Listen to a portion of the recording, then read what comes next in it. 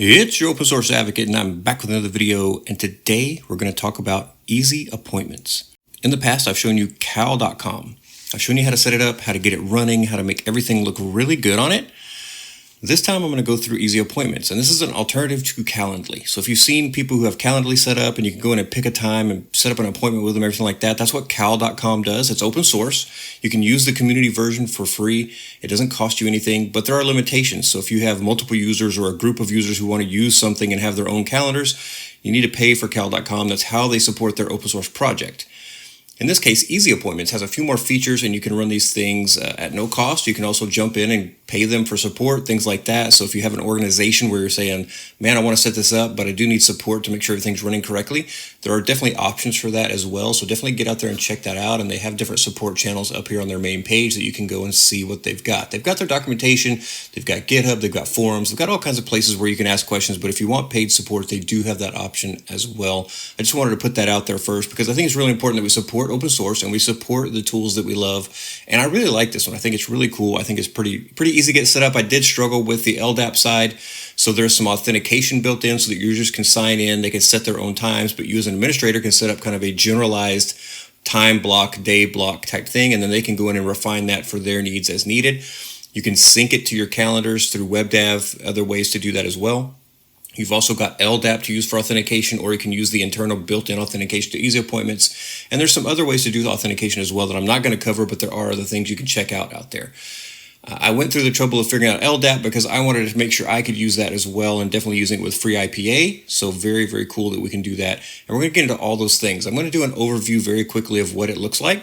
Then I'm going to jump into the installation of it to get it up and running. Then we'll look at the actual built-in authentication and what that gets you, how to set it up and get people up and running. And then we're also going to go back and set up the LDAP authentication. Now, I'll be using it with free IPA. It may be slightly different for your own LDAP server if you're running like OpenLDAP or something like that. So be aware of that. You do need to kind of understand how your LDAP server works. But once you've got that, you should be able to get it up and running. I think this is a really cool application. I think you're really going to enjoy it. So we're going to get into all of that right after this. I just want to say thank you so much to all of my patrons out there at Patreon. It truly means the world to me that you want to support my content every month, that you enjoy the things that I'm doing, and that you find value in it. If you haven't already done so and you'd like to support me, jump over to Patreon, just become a supporter. $1 a month, $5 a month, whatever you can afford really helps out. You would be amazed at what $1 a month can do, and I truly appreciate it so much whenever people do that. It just lets me know that you appreciate what I'm doing, and you also get to see the videos ad-free. So I don't put any Google ads in those videos. I upload them directly to Patreon. If you're watching on my YouTube, if you don't mind the ads, that's fine. I totally understand that. If you'd like to do me a buy me a beer, buy me a coffee through PayPal, totally appreciate that. I cannot tell you how much it means to me to see those little notifications come through. It is just so great to see that come in. It means the world to me that you want to support me in that way as well. So thank you so much. If you haven't already done so, go down and click on that subscribe button. Click on the thumbs up so people know that this is a good video. It'll share the video out. It helps the channel grow, and it means the world to me as well. Now let's get into Easy Appointments. So before we install Easy Appointments, I just kind of wanted to go through what it looks like when you use Easy Appointments. So I'm just going to quickly go back. I'm going to go to my little test system here and let you guys just kind of see what it looks like when we go to the main page. So when you come to the main page, because I'm the only provider, it just defaults to me at the main route here. So it's got just my name, and you can see here you've got different days where you can set up appointments. Of course, it's not showing you any days that are already gone. And it's not going to show you any times that have already passed. And it shows you what my time zone is, which is really great. But it lets you know also you can change it to your time zone, so you can set these things up. It'll still give me the appointment in my time zone. So here you can see it's Thursday, May 8th. This is when I'm recording. It can't go past basically 2 o'clock p.m. because it's already 1:25 p.m. Now I could set it so that you can't set something quite this close to the current time, but I haven't done that yet. But you have these different options of where you can set your different appointment times where you'd like to meet. And you can set, in this case, you can see 15-minute increments. You could set 30-minute increments, and that's all done through the settings. But this is a very clean, simple interface. So once you come in and you do this, so let's just say that I set up for 4:15 on today. I'm going to click Next. It's going to come up and it's going to say, hey, we need some information from you. So you'd type in your user, whatever your name is, John Doe, and your email, jdoe@gmail.com. I'm sure that's somebody's real email. Probably don't want to use that. 888-555-7575. I don't know. Address, if you want to put that in, you can. You can see that it's not required. And then if you want to put in a note, you can add a note about what the meeting's about. Wanted to talk about getting easy appointments set up. How's that? And if you spell correctly, it won't even tell you that you did it wrong. There we go. Wanted to talk. There we go. And then once you do that, you click next, and it's going to say, hey, appointment confirmation. And here's the contact info. And of course, if I've set up the email stuff, jdo@gmail.com will get that. So hopefully this is not a real person with a real email, but if they did, they're going to get a meeting request that I won't be on, unfortunately. But yeah, this is what it does. So it just lets you know, like, hey, everything's good. And then right here, you can confirm. So I'm not going to confirm that because I don't want to send this person an email, but you would confirm, and then it's going to email you the details, just like anything. It's very simple. I like it. It's a very simple 2-stage process plus a confirmation, and you're done. So I hit back, and I can hit back again to get to here. Now, you might notice as I'm scrolling, here's this thing down here that says log in.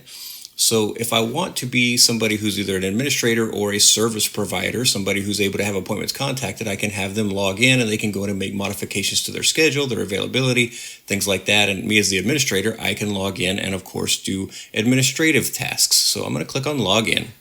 It's going to bring me to this page. Now, if I wanted to log in with my LDAP credentials, I could, but I have an administrator who I want to use. So I'm going to go in here and just log in with my admin. And I'm just going to click on log in.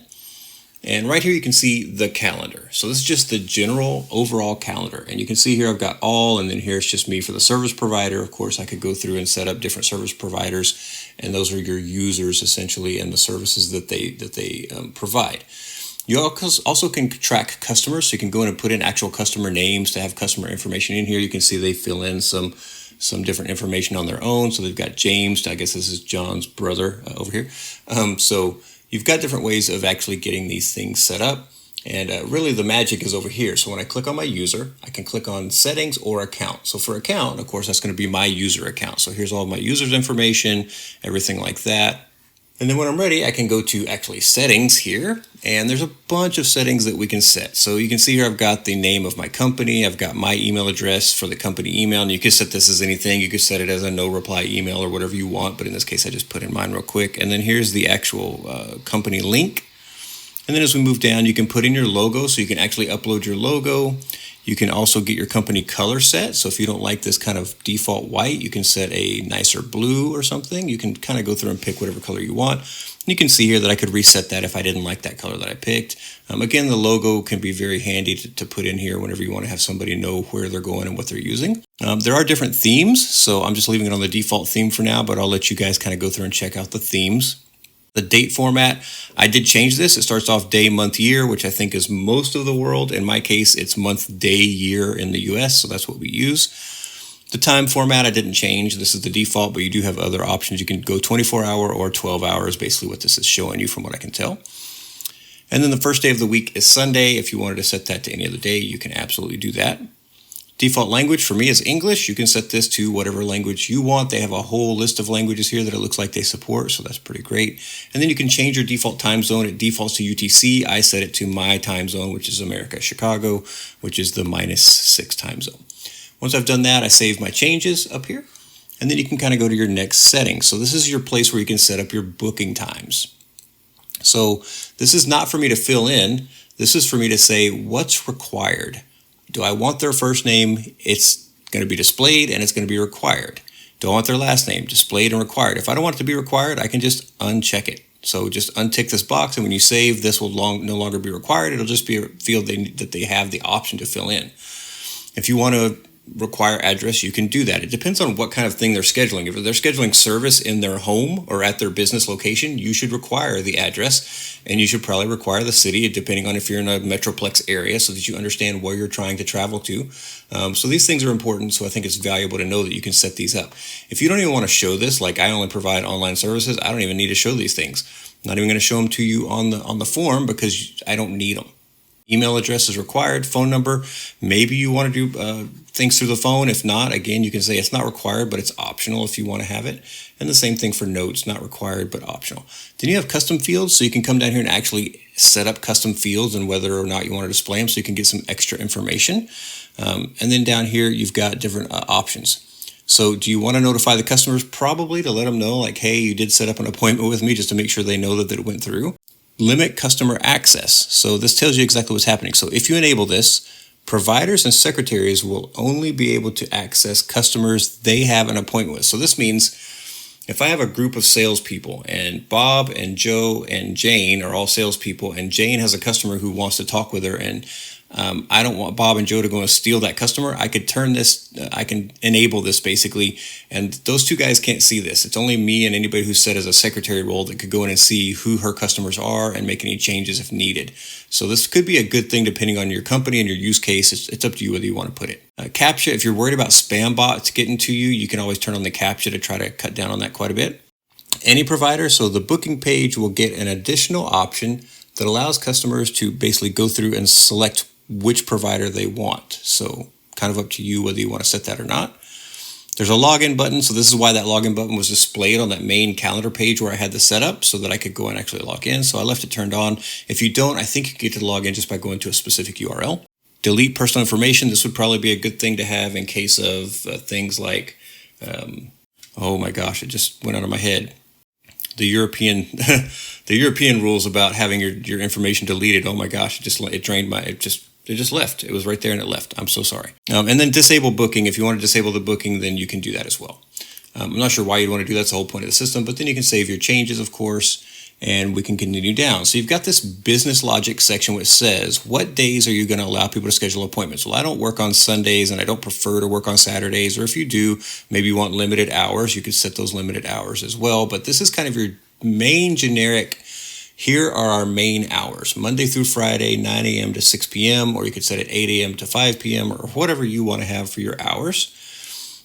Once you've done that, and you can say apply to all providers, so in this case it's just me, but it applies those generalized changes to all the providers at once. Then down here you can set up what kind of breaks do you need.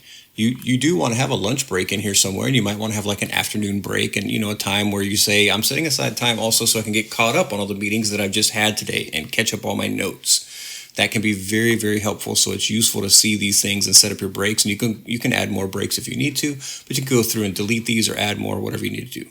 Blocked periods, again, that may be more what you want to do where you're like, hey, I don't want people trying to set meetings ever at this time, or, that kind of thing, but it just, again, you've got different options for the way you set these things up.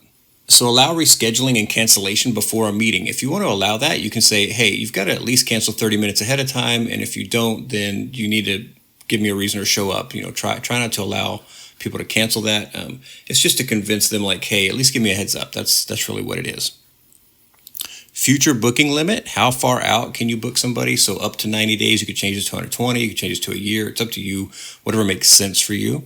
Appointment status options. So you can add more options, but they have a few options that are already here, which is booked, confirmed, rescheduled, canceled, and if it's a draft, because they haven't done anything with it yet, then it would be in a draft mode.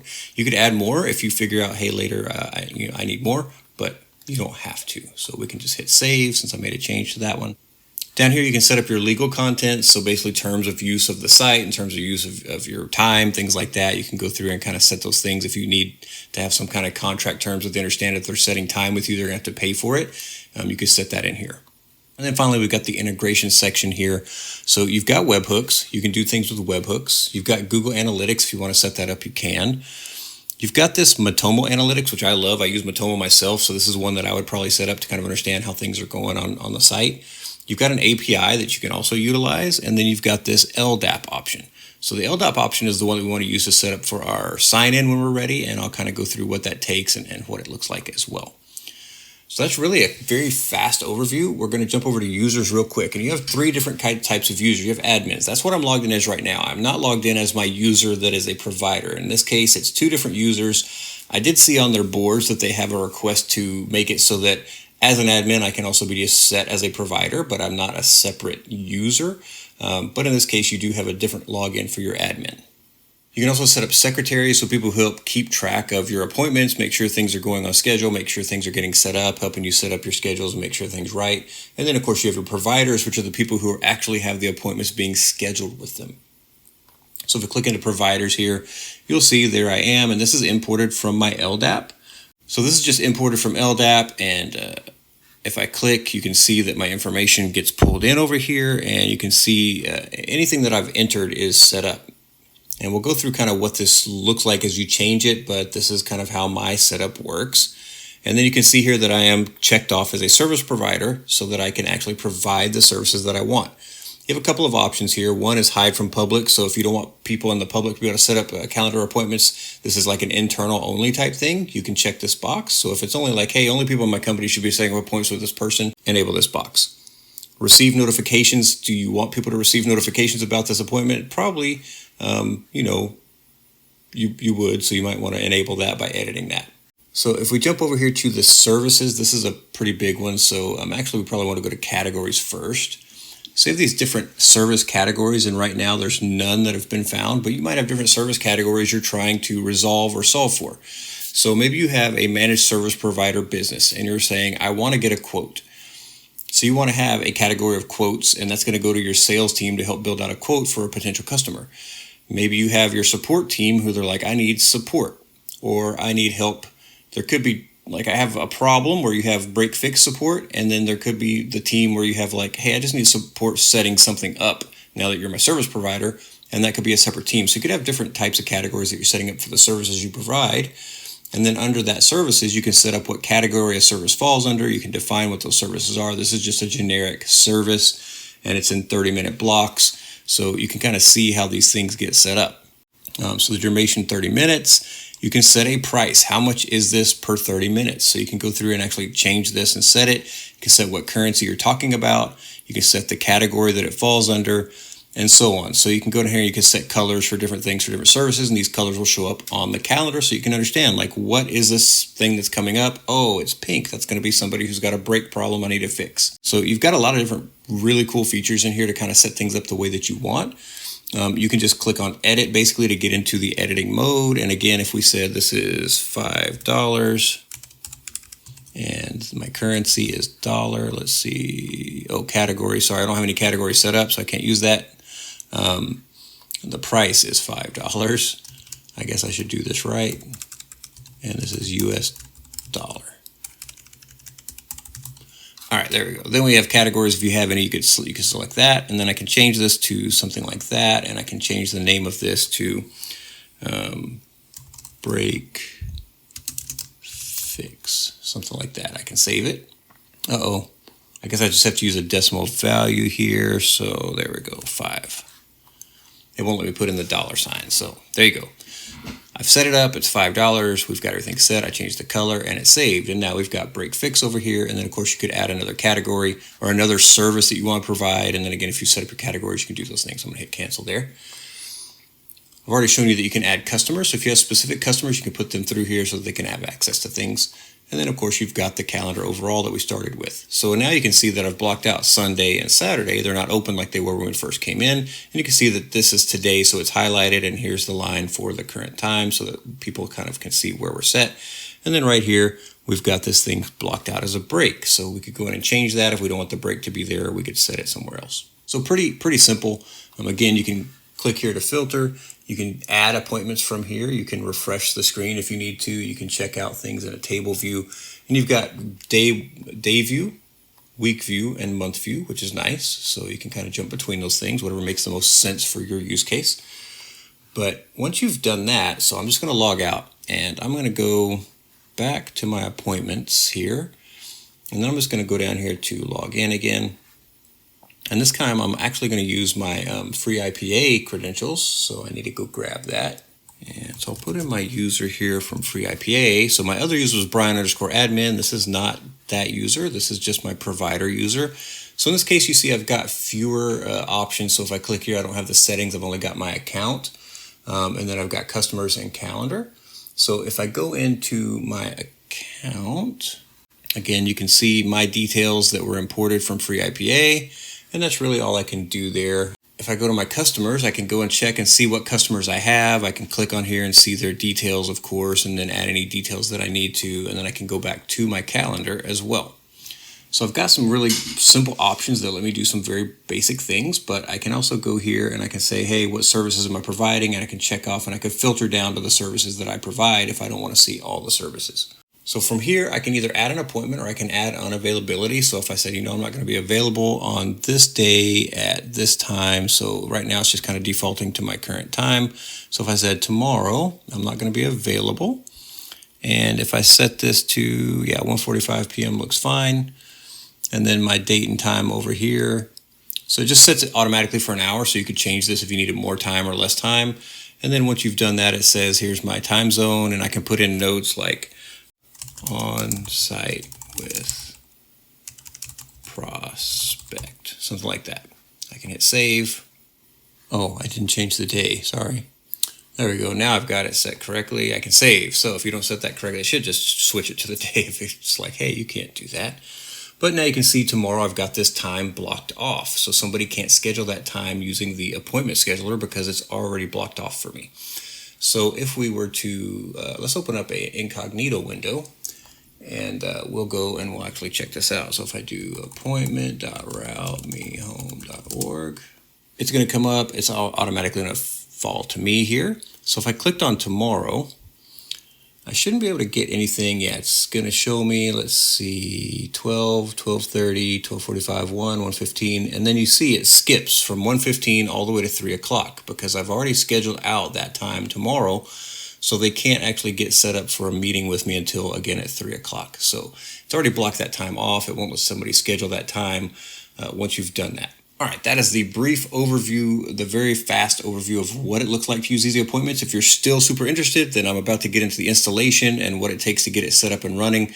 And of course, there's always the show notes as well. So we're going to get into that right now. All right, I've set up my server and I'm going to go through some basic setup steps. If you've already got a non-root sudo user and you've got Docker and Docker Compose installed, or if you have either one of those already done but not the other, then you might want to skip around and you can use the timeline down at the bottom of the video down here on YouTube. And I've got timestamps, so that should be sectioned out with the different steps we'll be taking. But for those of you who are just starting this up and you're just looking for this video and you really don't have your server set, this is a great place to start. So I am using a Ubuntu 24.04 server. I have updated it, just all the packages, and installed all the updated packages just to make sure everything's up to date. And we're going to start from there scratch. So if I do ls/home, you can see there's just the default Ubuntu user that I get with this particular VM. I'm not going to use that user. I'm going to create a new user. I'll have my editor zoom in on this part to make it a little bit bigger on the screen. I can't really enlarge the text any, but they can zoom in and that'll help a little bit.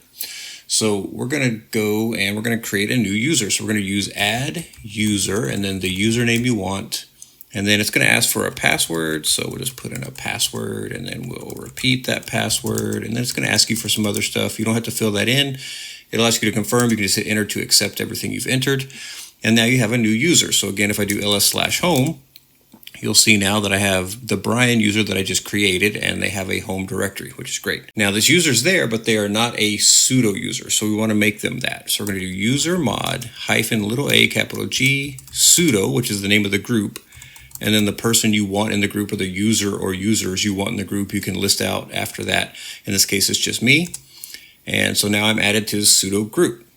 Finally, I do need SSH installed because I'd rather access this through my regular terminal than through the web terminal here to do the rest of the work that we're going to be doing. So I'm going to do just real quickly apt install OpenSSH-server, and then I'm going to put a -y so it just doesn't prompt me like, hey, are you sure you want to install that? It's going to go out, grab OpenSSH server, get it installed, and start up the service for me. If you're doing this on CentOS or Debian or Alma, you may have to actually start the service afterwards, so I'll show you the command for that as well. I'm going to quickly just exit out of this particular terminal, and I'll log back in as my non-root user, and then I'll show you how to start that service. So I'm just going to kill that, and we can close that, and I will log in with a terminal here. And I actually do need that IP address for that server. I should have looked at that before I got out of there, but that's easy enough to get. .42, okay. So let's go here. I'm going to enlarge this font just a bit, and we'll do ls, and then we'll do SSH Brian at 192.168.10.42. And yes, I want to continue. I'll put in my password, and we are logged into that system that we're installing EasyAppointments on. Now, if you installed OpenSSH and you can't get there yet, then you need to enable it. So I'll just show you how to enable that. And you would do sudo systemctl start SSH, and it might be SSHD just depending on your system. But once you do that, it should start it. And then once you've started it, as long as you don't get any feedback errors, you'll also want to do enable SSH or SSHD depending on what you use on the first command. and that will make it so that the next time you reboot the system, it'll automatically start up with the system. Once you've done that, you should have SSH enabled, and now you can SSH into the system just like I did, which is SSH, the user you want to log in as, and then and then the IP address of the system. In this case, it was 42. And then once you do that, it'll prompt you about password if you haven't set up any kind of authorization keys. All right, we're logged in. We've got a non-root user with sudo privileges, so step 1's done. We're going to go to the next step, which is installing Docker and Docker Compose. This video is sponsored by me. That's right. Did you know that I wrote a novel? I did.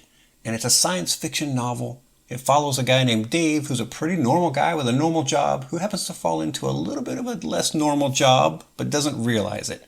He goes on some incredible adventures. He has some really cool things that he has to get done. It's just a passion project. I think you're going to love it.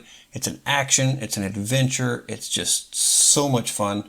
I understand if you don't want to do Patreon or PayPal, but maybe you'd like to get something out of some money that you're donating back to me. So by buying a book, you're paying me back, and at the same time, you're getting something out of it. You can jump over to Amazon. I'll have links in the description.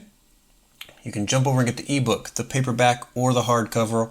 I'll have links for as many countries as I can get links for, so no matter where you are, you can get a copy of the book. It is English only. It has not been translated. I just do want to put that out there, but I hope you'll get it. I hope you'll enjoy it, and let me know that you enjoyed it as well. Now let's get back to the program. Now I do this in a really easy way, so I like to use the curl command. Now I may not have curl installed, so I'm going to do curl, and it's going to say the command is not found. That's okay. We can install that. We're going to do sudo apt install. And we're going to install a few things because this little server that I'm using is an Incus container. It's not got a lot of extras in it, so we're going to install a few things. We're going to install curl. We'll go ahead and install wget and git and then nano, and we'll just make sure that everything is installed there that we want to use. I'll put in my super user password.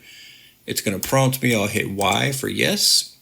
It's going to go out and grab those few little packages and get those installed on this server as well. And it's complete. And now we can install Docker and Docker Compose. So we're going to do curl, and we're just going to do https://get.docker.com, and then we're going to go space.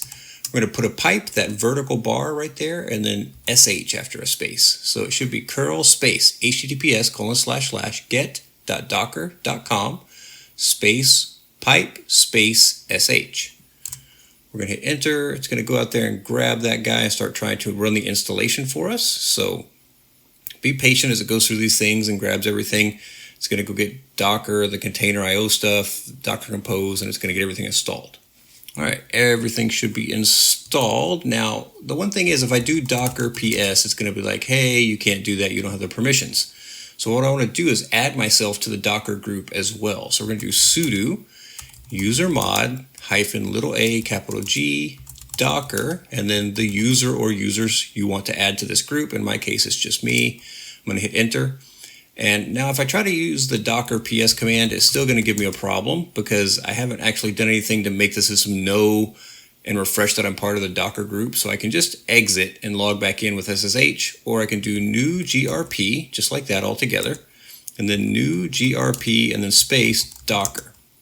And that just says, hey, let me be a temporary member of the Docker group until I refresh next time or restart. And now if you see Docker PS, it gives me my headers, which I would expect. So the other way to do it is just to exit and then hit the up arrow. Oops, I didn't exit. I don't know why. Sometimes it doesn't like to exit. There we go. There we go. And then I'll just hit the up arrow so I get my SSH back, and I'm right back in. And now I can still do Docker PS, and there we go. So we've got Docker and Docker Compose installed. We've got a user added to the Docker group and our user added as a sudo user. So we're pretty well set to get EasyAppointments set up and installed. So the next step is we're going to make a folder structure. We're going to do mkdir -p docker /easyapp. And you can do whatever you want for this second folder.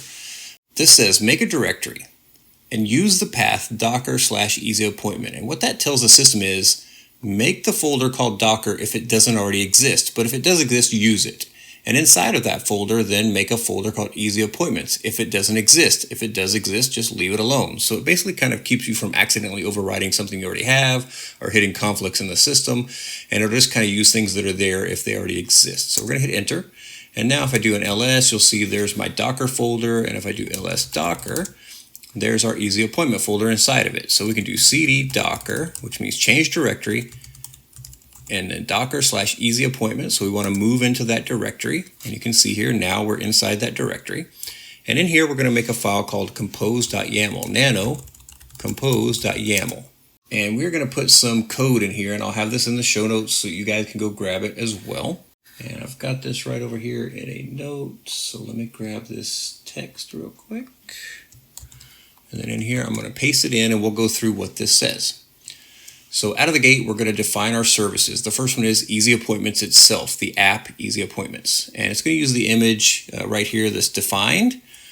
And the environment variables we want to have set up are as follows. Base URL is http://localhost. We're just going to leave that alone. There's nothing to change there. It's fine. We can change it to the base URL that you want to use if you want to, but you don't have to.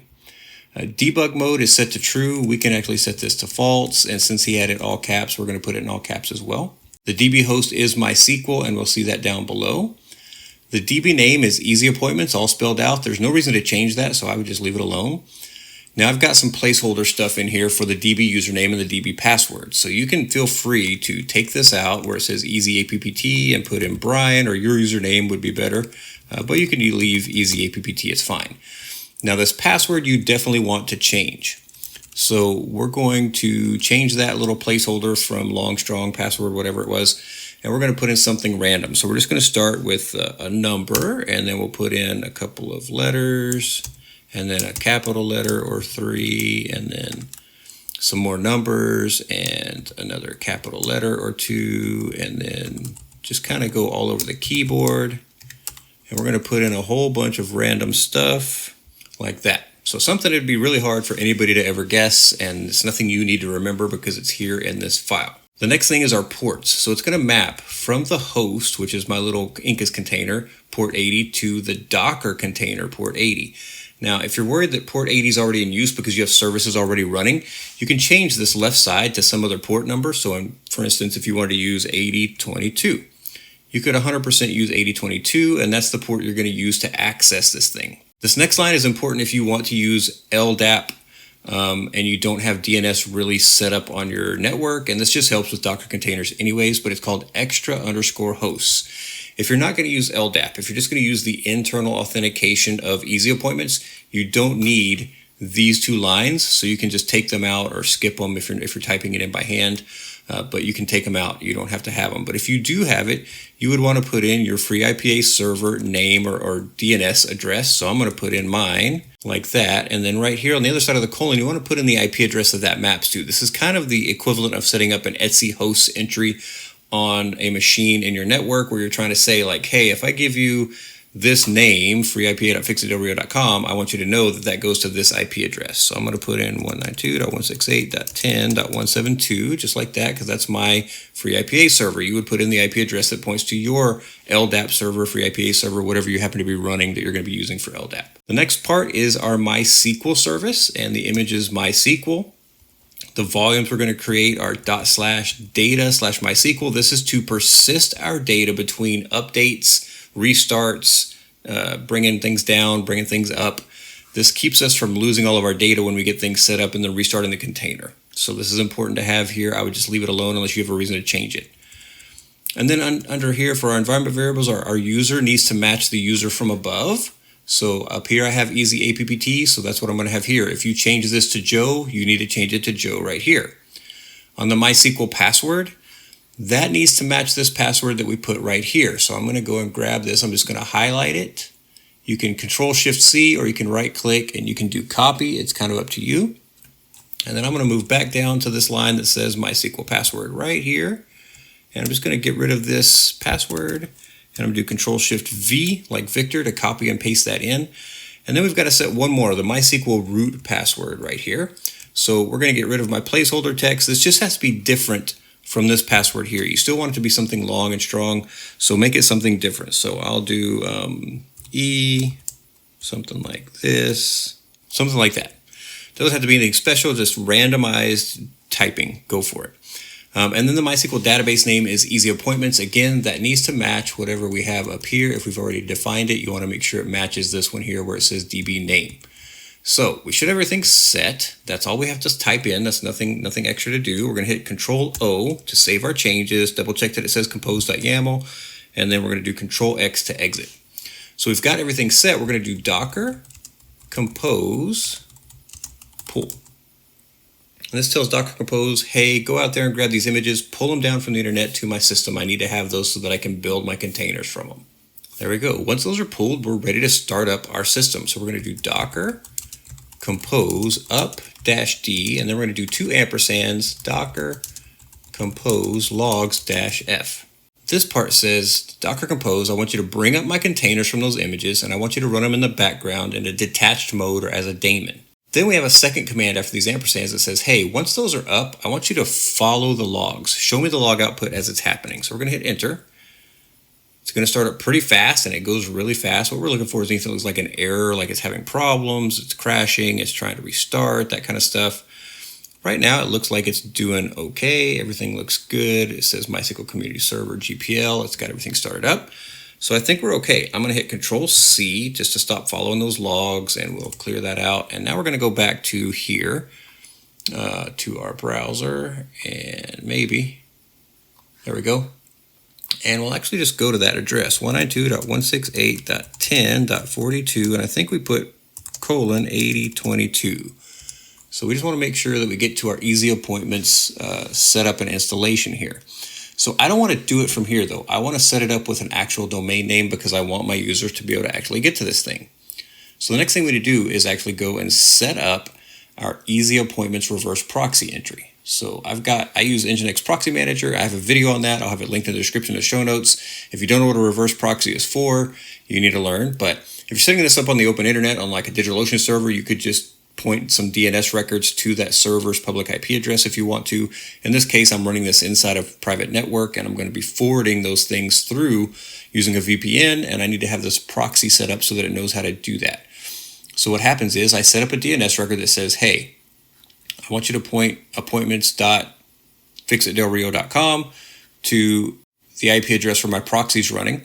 My proxy sees that request come through and it goes, hey, do I have that service running? And if it does, it sends you along to that server. If not, it just blocks you and it says, I'm sorry, that's not a thing. So we're going to go and set that up, and I'm going to log into my reverse proxy here. I've already set up the DNS record. Again, I got videos on how to set those things up, so I'll link to those down in the description. But we're going to go in here and we're just going to add a new proxy entry, and we're just going to do appt.fixitdelrio.com.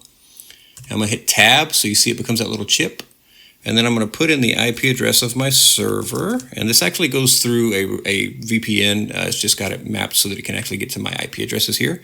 And we're going to put in 42, and then this is 8022 is the port.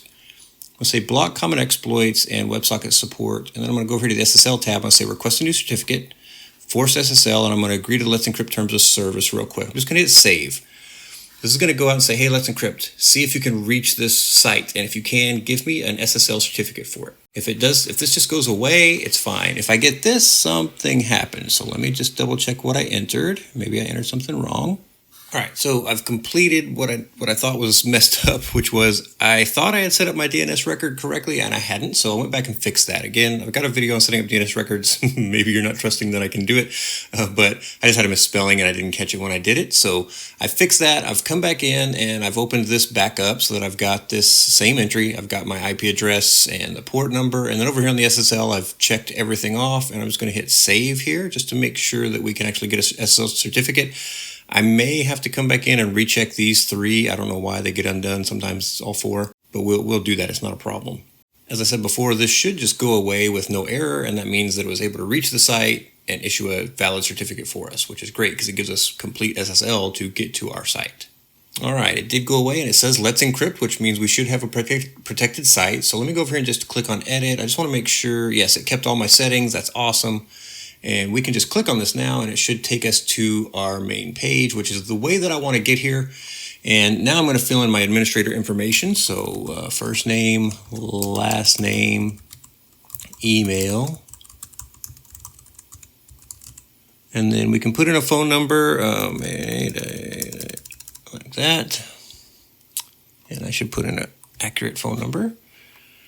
And username, we will just put in Brian_admin. So I'm doing that because, again, keep in mind that the admin account that you're creating may not be the account that you want to use as your service provider account when you set up the LDAP. So depending on if you're going to set up LDAP or not, just keep in mind you have an admin account and then you have a provider account. So you're going to have two different accounts that do different things. I would definitely, call one of them something you can tell what it is.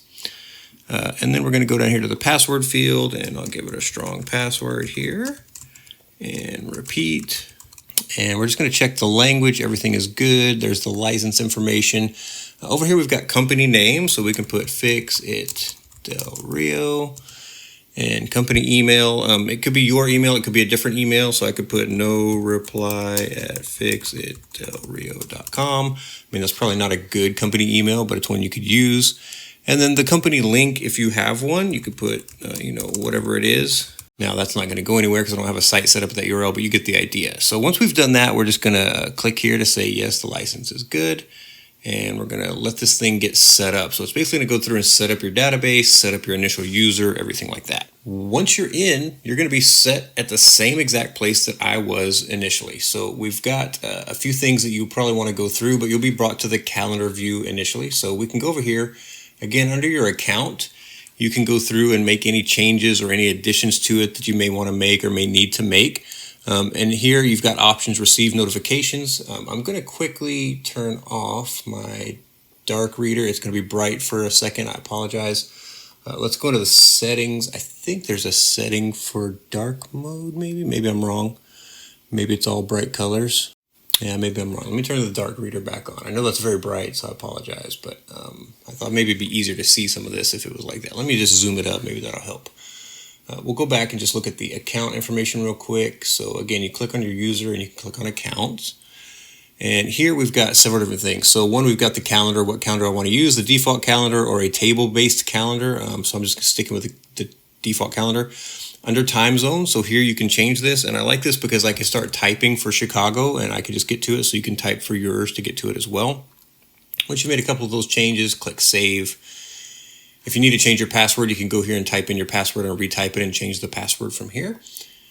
Now we'll go to settings, and under the general settings, we talked about this earlier. Again, check your company name. You can put in a company image if you have one, and then change your color scheme if you want to change your color scheme. And then you can go on down, and you've got this theme. So the default theme, oh yeah, here we go. So there's a dark theme. So let's go to darkly. Let's save our changes real quick, and then let me go and turn the dark reader back off. And darkly should be, let's refresh.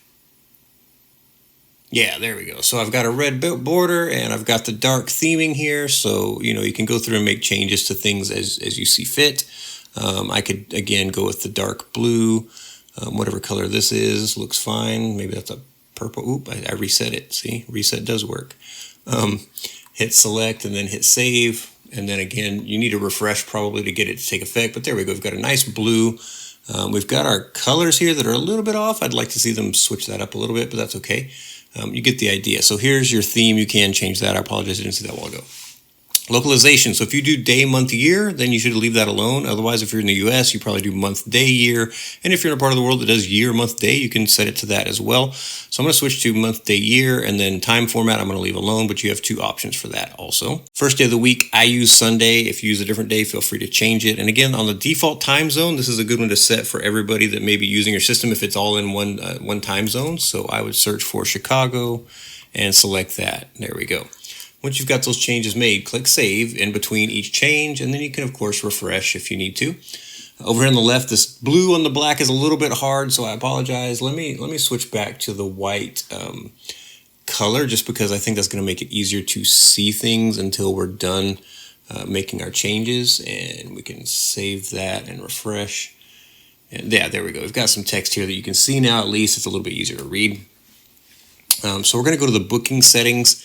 And if you remember, this is something you want to say, do I want to require these settings or not?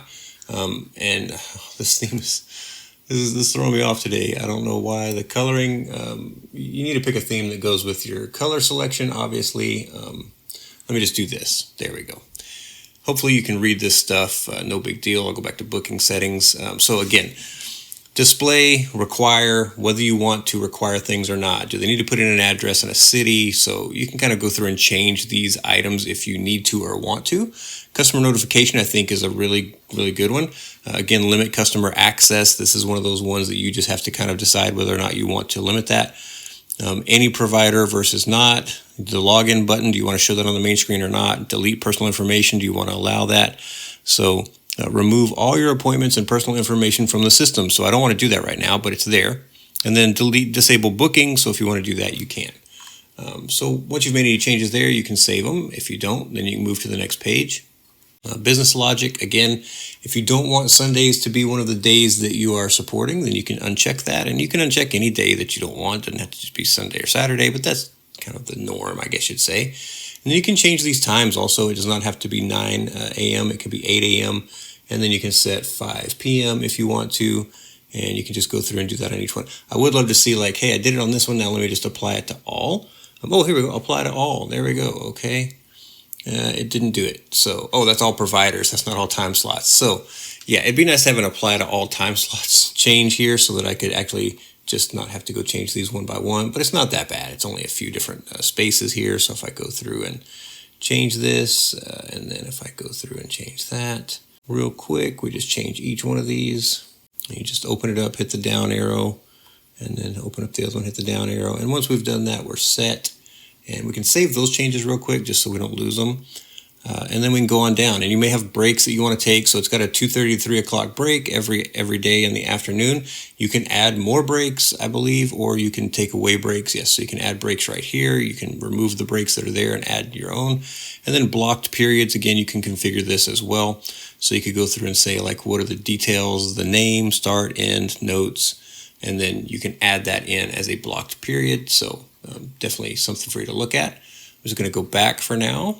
And then as we go down, so you can say allow rescheduling cancellation before, and you can say 30 minutes. No, that's not enough. I want 60 minutes. We can change that. And then future booking limit, 90 days. I think I'm just going to limit it to 60 days. I don't know if I can plan 90 days out, very well. And then once I've got all that, I can set up any of these things where it's appointment status options. And then again, just save my changes. If you have any kind of legal disclaimers, this is the place that you would want to put those things. So you've got terms and conditions, you've got the cookie notice. So if you need to put in a cookie notice for your site, you can do that. If you have a privacy policy, you should put that in there so people understand what's going to happen with their data when they enter it in the site and so on. Finally, we've got the integrations. You've got the webhooks, Google Analytics. These are good things if you want to set them up, Matomo Analytics and API, and of course, LDAP. So the next thing I want to get into is actually setting up a user and a service. So let's go over to the categories on services. I don't believe there's any by default. So what we'll do is we'll add a couple of categories real quick. So let's just add a category called online support, and it's support through online communication, such as video call, screen share, chat, etc. Okay, and we'll save that one. And then we're going to add one more, and let's do in-person support at your home/business. Okay, and we'll save that one. So we've got two different things here for our service categories. Now we can go to our services, and we can add in services that we want to offer. So here's just your default service that they kind of include by default.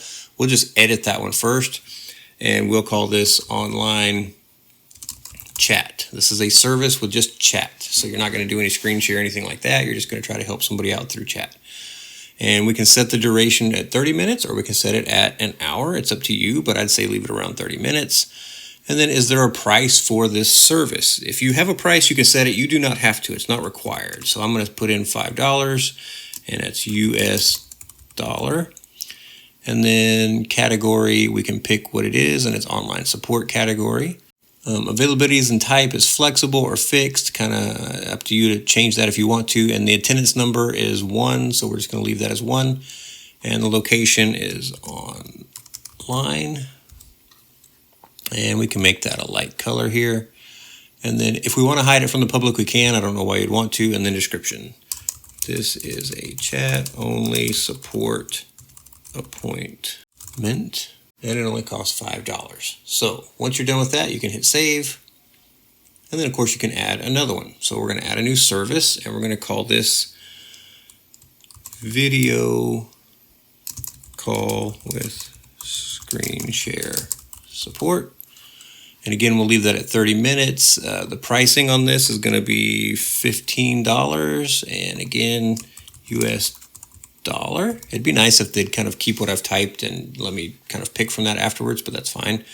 And again, it's online support, and let's do one attendant, and we'll do this color this time. Location is still online, and the description is video call with screen sharing as needed support.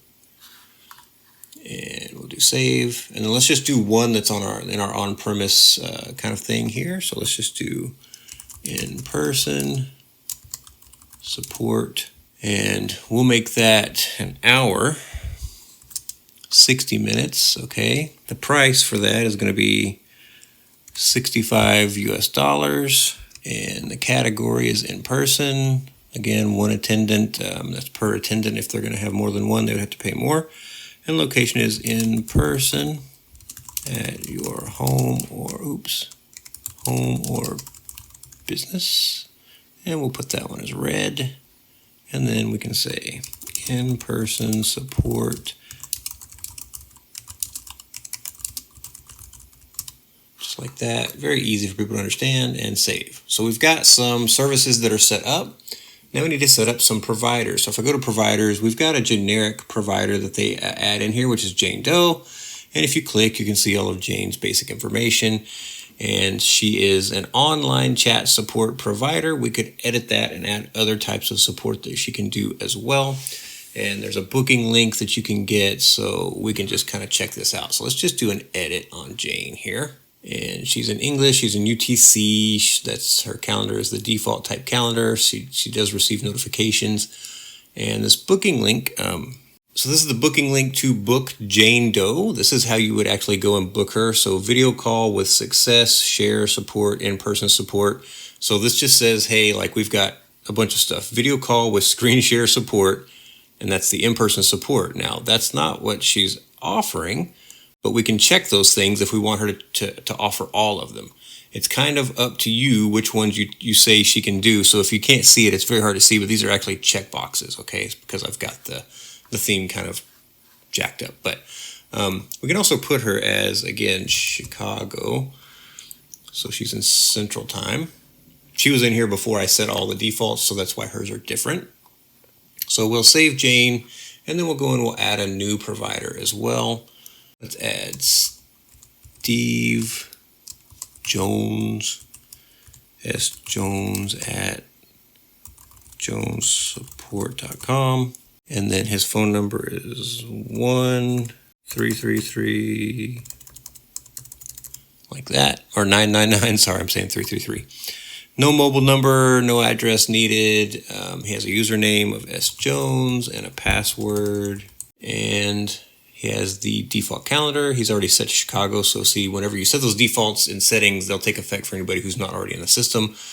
And he is going to be able to do in-person support. So we'll save Steve there. And now Steve is set up as well. Now here's his booking link. So it generates this booking link automatically. So he is provider number 4. Jane was provider number 2. So it auto-assigns this, and it kind of sets up what their booking link is. But it makes it easy for them to share that link with other people, so they can just copy that link and share it out to other people who need to go and book their time. Now, if you set up a user and you do not enable a service for them, they will not show up to be available for booking because the system doesn't know what service you're trying to get from them. So it is something you need to set up. If it's just for you and you don't really provide a service, then just put my time as your service, or create some service that will help, or use the generic service that they just had created and check the box, and that way people can get your time set up. There's this working plan tab as well.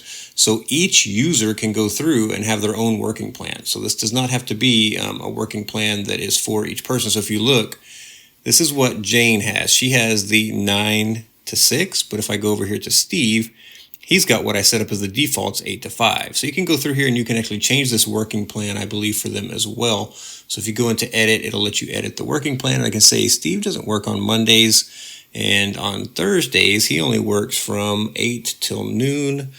So let's put in 12. There we go. So he only works 8 to noon on Thursdays. And then down here again, I can adjust his breaks as needed. And then the working plan exceptions. So if there's any kind of exceptions, so you can go in and add those things to what their working plan would normally be. And then you can click on save to save their working plan. All right, we've done all those great things. Let's go out and open up a different tab, and we'll go to appointment.fixitdelrio.com. So I'm going to go here and I'm going to click down, and I want to see, do I want in-person support or I want online chat? I think I want online chat. That's pretty easy. The provider is Jane Doe. I don't have any other options. So I have to kind of use that particular person. If I do in-person support, then it switches to Steve Jones. And again, I don't have any other options. Now, if both people were able to do one of these things that I'm picking, it would show both of them in the list, and I would have to choose who that person is. So I can just go here and pick and say I want online chat support, and that's going to be Jane Doe, and then I can hit next. Here it's going to show me the calendar, so I can see what's available for Jane based on her calendar availability. And if I click away, you can see that 9 is actually available. It's just already highlighted. And then here's the times that she's available. So I can pick what's a time that works for me. Now, when I pick this, it's still going to set a 30-minute block, even though they're in 15-minute increments. So once I've set a 30-minute block, that next 15-minute increment block is also going to be taken up. So it won't let somebody set 30-minute things with just 15-minute separation just to keep your user from getting overwhelmed. This part, once you hit next again, you just hit first name, and I can put in my name for what I want them to know. So Brian McGonagill, here's my email, a phone number because I said it's required. There we go. And we can just hit next. And this is going to tell me like, hey, your appointment confirmation is here. And then I can click on the confirm button. And I know that's hard to see because, again, of the coloring of the screen. You definitely need to check out what your theme stuff looks like here. But this is going to show them, like, here's what you've set up. You're going to have on 5/9 at 9:30 a.m., 30 minutes. It's in the Chicago time zone. It's going to cost $5, so be ready to pay, okay? And then you've got the contact info for yourself, and you want to make sure that's correct. And then you hit confirm, and it's going to go through and try to schedule that appointment for you. It says your appointment has been successfully registered. It says an email with appointment details has been sent to you, so you need to go through and set up your email, make sure everything's working correctly from there. But yeah, you're going to see that comes up, and this is hard to see. I know. Let me see if I can highlight this, or let me go back and change the theme. I know this is miserable. Sorry. Let me go here. Let's change the theme colors one more time. Let's try something that might work better. General settings. Let's just change this to, I don't know, let's try that one. Save, and then we'll refresh. That gives us a little bit better. It's got the blue in it now. That's nice. I don't know if I turn off the dark reader if it's going to really look that good. Still kind of makes things go wonky. Like, see with this right here, it's weird, but it is what it is. But let's go back to our incognito tab here. And let's just, I don't know if it's going to let me refresh or not, to be honest. Yeah, there we go. So that's better colors. You can see what's going on. You can add this to your Google Calendar. You can go to the booking page. So kind of up to you how you deal with that and what you do for it. But there we go. We've got everything set up and running. Now, the next thing I want to show you is how do you actually get this to sync up with like your WebDAV calendar, and how do you get this to sync up with LDAP? Two things that I think are very important if you want to make this system actually functional and work well with your employees or your business or people that you might be using as clients. Very important for you to be able to have those features. All right, we've set up the application, we've got it running, you've got your calendars up, you've blocked off days if you don't want to be working those days, and you've blocked off different time frames, things like that. You've got some users added, and you've got some services added that they can actually utilize. But this is not a calendaring application for everything. You may have meetings happening in your company. You may have things going on that they need to have blocked out on their calendar that syncs with another calendar. And that is completely possible with this application, and it's very useful to be able to set that up. Now, instead of setting up some new users on my free IPA, things like that, I'm going to switch back to my default application that we showed in the beginning here. And here you can see I've uploaded my logo for the business here, and I've got some different information. But again, I'll go down here to the login, and then I'm just going to use my admin login for this because I need to set up some things that wouldn't show up otherwise. So we're going to use the admin login here. Let me get this here, and we'll click. And once I'm logged in as admin, what I want to do is I want to make sure I'm on this calendar view. And then over here, you can go and pick. So if you have multiple people, you can either choose, but if you're also logged in and you have permissions, and you're logged in as yourself, then it'll also show up. But you see this button here shows up whenever I log in. If I go here to services, you see that button goes away. And if I switch back to all, that button doesn't show up. But if I select a specific person, this button shows up. And this is where we set up our calendar syncing. So now if you have a Google Calendar, it's a little bit different setup, but just presuming that you may have something else where you've got a CalDAV option, I wanted to go through how that gets set up. So I'm going to go into my Nextcloud, and we're going to get logged in here, and I'm already logged in, which is great. So I'm just going to go to my calendar application here at the top. And in the calendar application, if you're like me and you have multiple calendars, what you want to do is you want to get your CalDAV URL. Now, you might think, oh, I'll go down here to the settings and I'll grab that, because there is a way to get that, kind of a generic one down here. But what you want to actually do is for the calendar you want to sync with. So if you don't have one already set up, you may want to set up a new calendar that you actually want to sync these items to. But it's also valuable to say, like, I've got a calendar where most of my things go, so I want to sync that to there. So in this case, that might be my family calendar, but in this case, we'll use my personal. So I'm going to come here to the personal calendar line, and I'm going to click the pencil. And then down here, you'll see that I've got this link. So I can actually just get this internal link. I'm going to copy that. There's this little copy button right here. Just going to copy that. I'm going to go back to this page, and I'm going to click on this sync. So here, I'm going to paste in that CalDAV URL I just got, so you can see what that URL looks like. And then I've got my username for my Nextcloud account, and then I'm going to have a password as well for my Nextcloud account that I need to go grab because it's not showing up here because I'm not using that same domain. So give me just a second. And now I'll paste in that password. So now we've got everything filled in, and I'm going to click on this, and that should go out and try to sync to my Nextcloud calendar. You can see down here it says, hey, we synced up, it was successful. So that's great. And I'm going to go back here. Well, in fact, we'll go in and we'll just create an event here first, and then we'll go back and we can sync things up with the Nextcloud calendar when it's time. So I can click on sync, but it should have synced when I did that first pull. I don't have anything scheduled. Oh, yes, I do. I have something right here scheduled. So you can see right now we've got this unavailability, 1:45 to 2:45. That was today. Let's see if that'll actually sync backwards because I'm already past that time today. But we can go back to our calendar. We can close this, and let's just look at this today. Yeah, right here, unavailability. So 1:45 has already shown up on here, and it's got this unavailability. So it's synced over from that calendar. Now, I may have something else that I want to put on here. So let's just talk about I've got this test here that I did earlier. So let me just delete this one actually. And let's see, can I delete it? No, because it's not from this calendar, right? That was from the other calendar. It is very specific to clicks that you make. Oh yeah, I can delete it right there. Now it's going to try to click and delete that also in a sync. So I'm going to go here and I'm going to put something first on the 12th so that I can say, hey, I've got something coming up on the 12th, and I'm going to set that from 10 till, let's just do noon.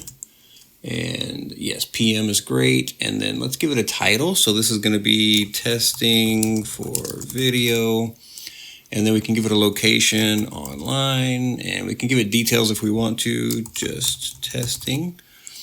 And then of course you can go down and add attendees, and there's more, you can always add more, but we'll just hit save. So that's gonna set up right here, and you can see now I've got that event on my calendar.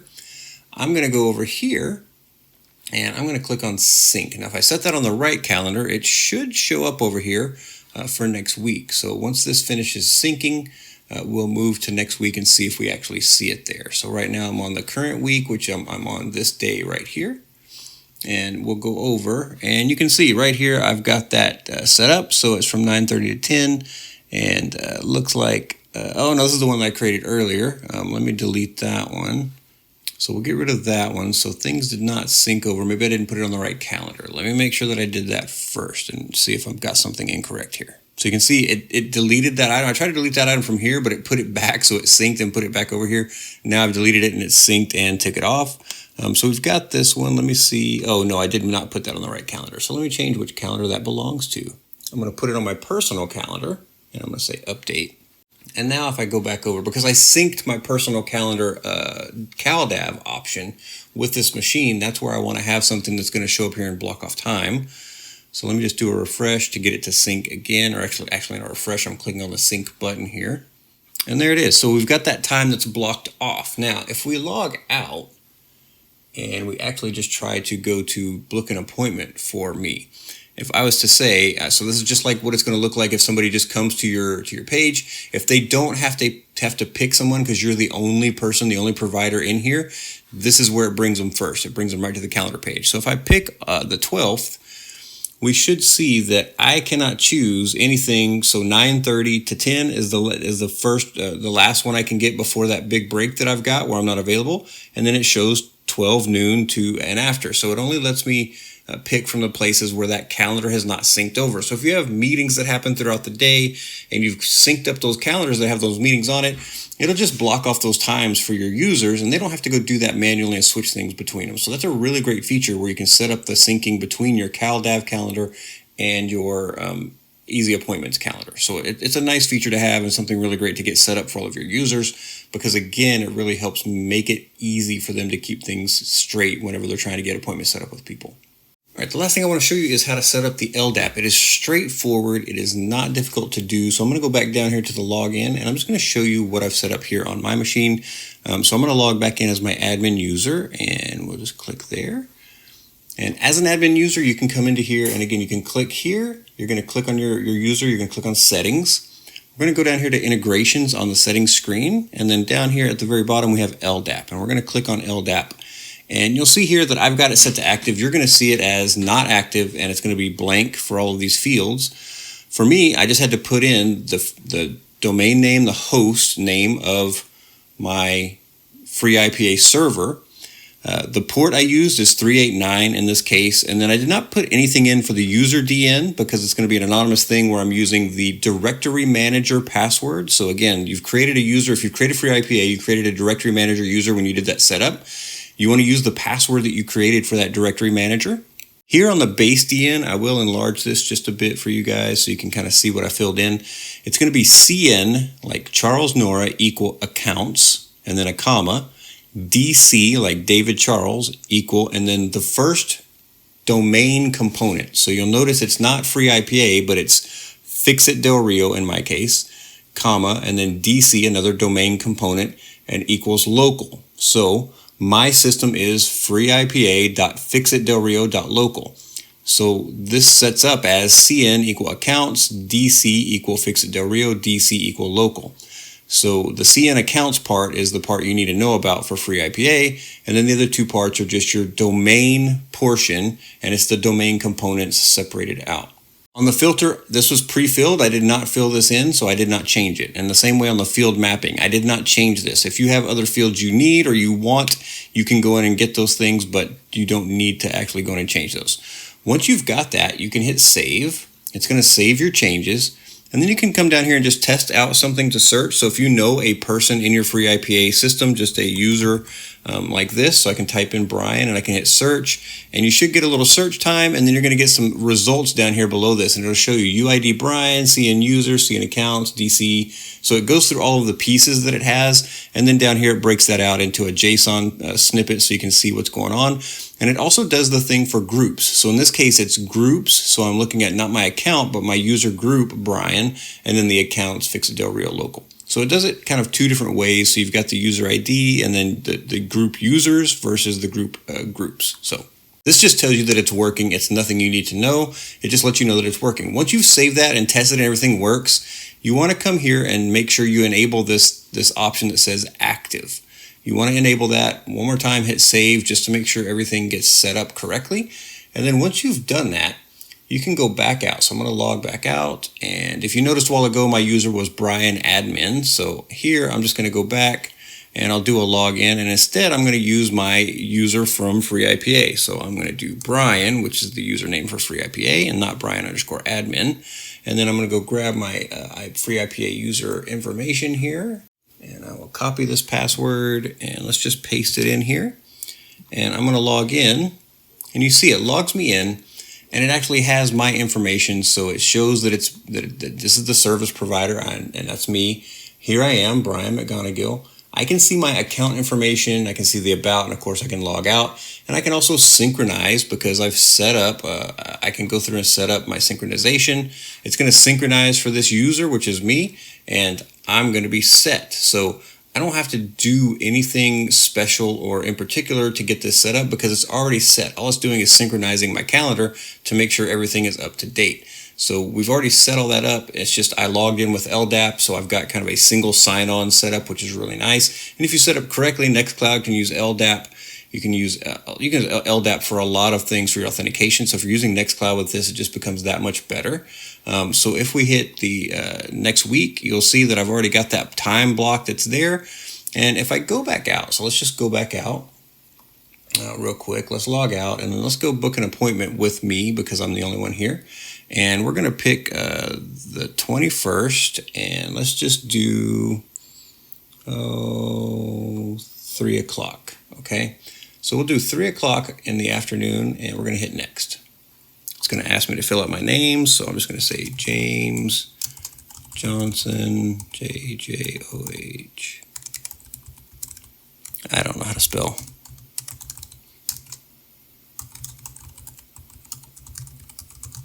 Something like this.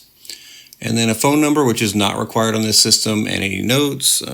Need help with setting up easy appointments. Something like that. We're going to click next. It's going to double check. It's going to verify all the information that it's got. And then we're just going to hit confirm. Now, that's going to say, hey, you did it, add it to your Google Calendar if you have a Google Calendar, otherwise go to the booking page, kind of up to you. I'm going to go back, and I'm just going to go back to my appointment.routemehome.org.